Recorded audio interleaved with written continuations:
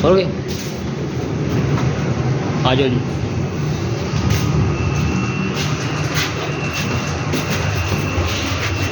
घर बंद है ही बात है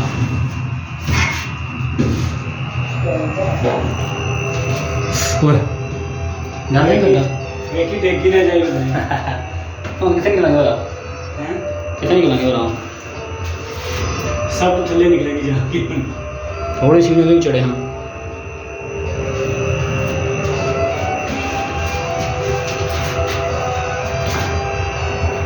ਥੱਲੇ ਕਿੱਥੇ ਆ ਗਈ हाँ ग्राउंड फ्लोर के